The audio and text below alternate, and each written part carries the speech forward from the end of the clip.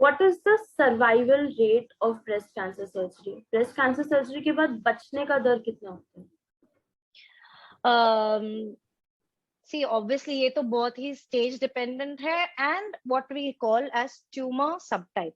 तो breast cancer एक बीमारी नहीं है, विद इन ब्रेस्ट कैंसर बहुत टाइप्स ऑफ ब्रेस्ट कैंसर होते हैं। कुछ थोड़ा फास्ट ग्रो करते हैं, कुछ स्लोअर ग्रोइंग होते हैं।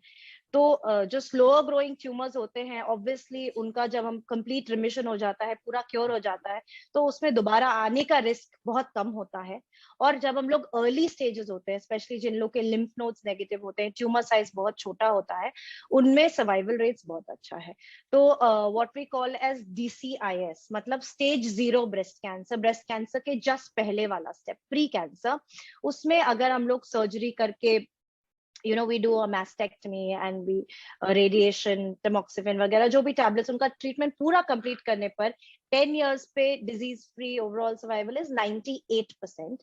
एंड ये जो 98% स्टेज 0 का है, वो स्टेज 1 में थोड़ा कम होगा, बट वो फिर भी 90 to 95, स्टेज 2 में उससे और थोड़ा कम होगा। So these 5 year and 10 year survival rates वो थोड़ा कम होते जाते हैं एज योर स्टेज इंक्रीजेस।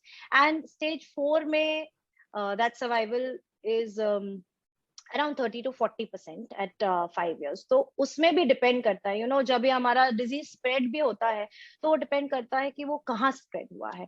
तो अगर if it's a slow growing tumour और वो स्प्रेड हुआ है to bone, then those patients भी बहुत दिन तक ठीक रहते हैं और बहुत लंबा उनका सर्वाइवल यूजुअली रहता है। बट अगर वही डिजीज थोड़ा फास्ट ग्रोइंग है और अगर ब्रेन या लिवर में स्प्रेड होता है तो सर्वाइवल डिक्रीज होता है। तो एज आई सेड कि बहुत हेट्रोजेनस डिजीज है, मतलब बहुत डिफरेंट टाइप से प्रेजेंट करती है, और ब्रेस्ट कैंसर में भी बहुत सारे सब टाइप्स होते हैं। बट इन जनरल अगर स्टेज कम होता है, स्टेज 0, स्टेज 1, स्टेज 2, उनका survival is much better than stage 3 या stage 4। Stage 3 is locally advanced और स्टेज 4 जो ब्रेस्ट के बाहर फैल गया है या मेटास्टैटिक डिजीज जिसे कहते हैं।